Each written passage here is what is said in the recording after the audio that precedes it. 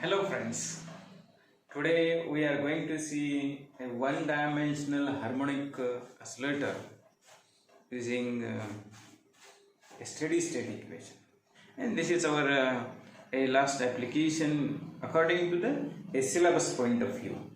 So simple harmonic motion is a SHM we are already known, a linear simple harmonic motion. And to study that linear simple harmonic motion is very important according to the quantum mechanics, because there are the many applications. If you understand this simple harmonic motion, then we can solve all type of the oscillatory motions in 3-dimensional, in single dimensional, and in 2-dimensional also.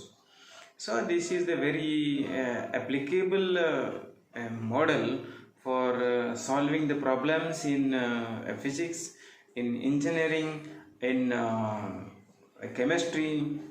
So that is the diatomic molecules, in biology also.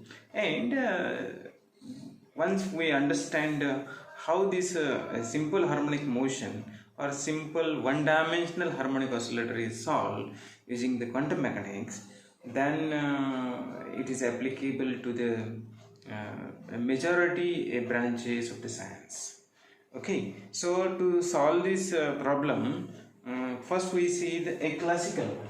So how we can find out a classical treatment. According to the classical treatment, how this a simple harmonic motion, one-dimensional harmonic oscillator can be find out. In second one, in using a quantum mechanical treatment. And in quantum mechanical, when we are applying the Schrodinger's equation to this one-dimensional harmonic oscillator, then there are the two exercises. One, in quantum mechanical to find out means to find out energy. So that is eigenvalues, and second one is eigenfunction. To find out these eigenvalues and eigenfunction, solve this Schrodinger's equation. When we are applying this Schrodinger's equation, then it will appear in a simple differential equation.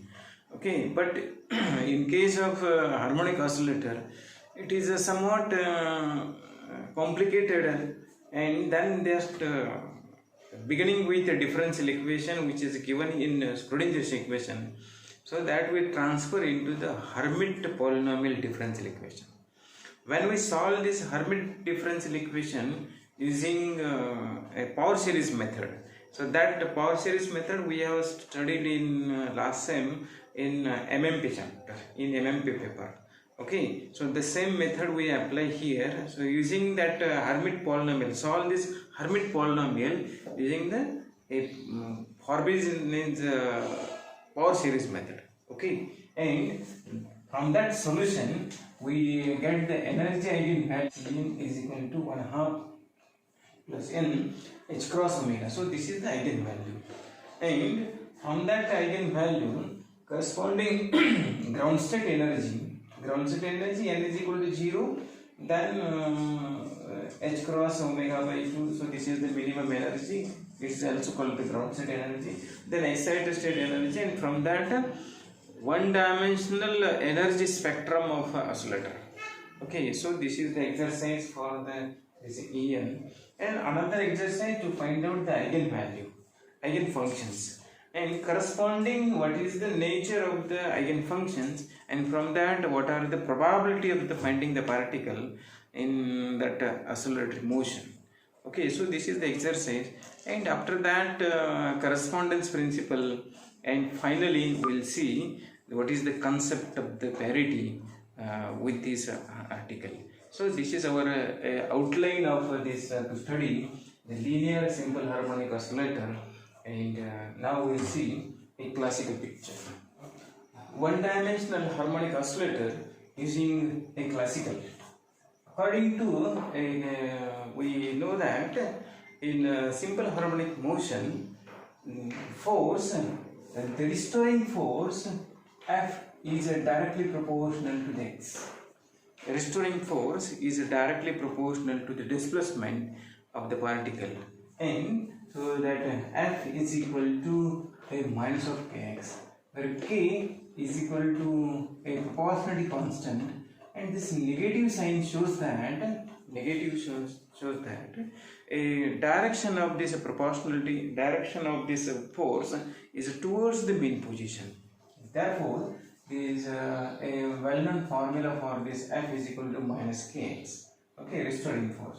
According to the Newton's law, we know that F is equal to ma is equal to m into dv by dt, equal to m a d2x by a dt square is equal to F. So this is the equation second. So this F is nothing but F is equal to minus kx, and then we can write m this d2x by dt square is equal to minus kx, and therefore transfer here. So this m, this d2x by dt square plus kx is equal to 0. M is here, and therefore d2x by dt square plus k by m x is equal to 0. Put this k by m is nothing but the omega square. Put this, we know that already. Only thing I am going to repeat it, that omega square, and therefore this d2x by dt square plus omega square x is equal to 0. So this is your differential equation for, say, equation 3. Okay, so if we solve this differential equation, then a general solution for this differential equation is this x is equal to a sin omega t plus phi. A sin omega t plus phi. So this is your a general expression for the solution for this differential equation, where A is amplitude. Where A is the amplitude of the oscillation. Amplitude. So here the particle is oscillating from the minus A to the plus A. So this A is given the amplitude, a sine of omega t plus phi. Phi is the starting phase angle. Okay. Now we know that the frequency is omega. From this equation we can find out this omega. So this omega square is equal to k by m, and therefore omega is equal to root k by m. Omega. Okay. Now omega is equal to 2 pi nu. Nu is the frequency. We are going to find out what is the frequency of that oscillation. Okay, and therefore value of the omega is this one, and therefore nu is equal to 1 upon 2 pi omega, and value of the omega is this one, and therefore 1 upon 2 pi root of a k by m. So this is the frequency of oscillation. It is the frequency of oscillation. Say expression A5. Now the energy of the corresponding oscillator is equal to 1/2 k a square. 1/2 k a square. Okay, so corresponding energy of the particle is 1/2 k a square. And this from this energy, say a square is equal to 2e divided by k, and a is equal to a root of 2e divided by k. So this is the amplitude. Now from this equation it is clear that A is the amplitude, and amplitude has a classical limit, and therefore the energy is also within the classical limit. That means the displacement is always less than A, less than equal to.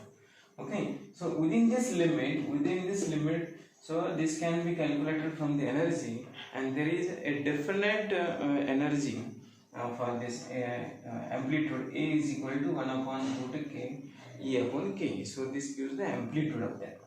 Now where is the particle, find out where is the particle, so that is the probability of the finding the particle. And from this dv by dx, say a dx by dt is equal to v, that you know that, and therefore the, dt is equal to dx by v. So dt is a time for the finding the particle is equal to dx by v. Okay, it is a and therefore when particle is oscillating, you see that our simple pendulum is oscillating. So this is the mean position where the v is maximum, and here a v is equal to 0. Here in extreme positions v is equal to 0. So this is the minus a, this is the plus a. Okay, so the particle is the spending more time at extreme positions. So that is the, and therefore the probability of the finding the particle along this path is not the same. It is different. It is different at a different positions. If we see the particle is at v is equal to 0, means for the fraction of second it is stationary in case of the pendulum, and therefore the maximum probability of the finding the particle is at extreme cases, where at mean position v is maximum one, and therefore a less probability of the finding the particle in mean position.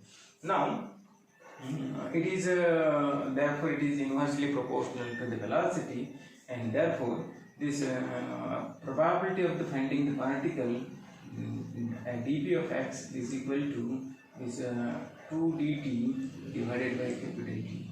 Okay, here is equal to 2 by t into dt by dx into dx, and this is nothing but the 1 by velocity. So this 2 by t into 1 upon v dx. Okay, now we have t is equal to, we have t is equal to 2 pi by omega, and v is equal to omega square root a square minus x square. So this is velocity.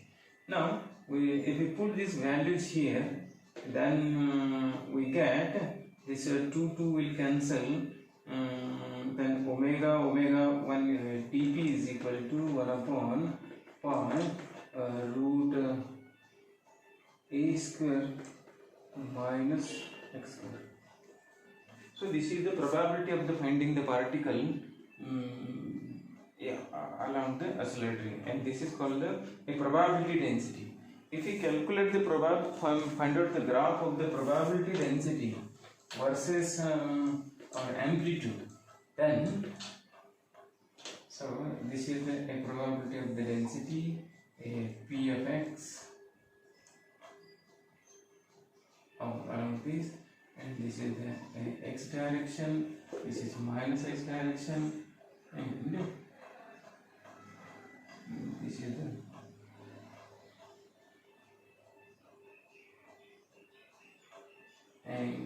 this is minus a, and this one is plus a, and 0 is the mean position. So at a mean position there is a minimum probability of the finding the particle. As it is going towards the extreme position, so that probability of the finding the particle is increasing, as well as in negative direction also the probability of the finding the particle is increasing, and therefore so here we conclude that classically the probability is minimum at a mean position, and it is the maximum at the extreme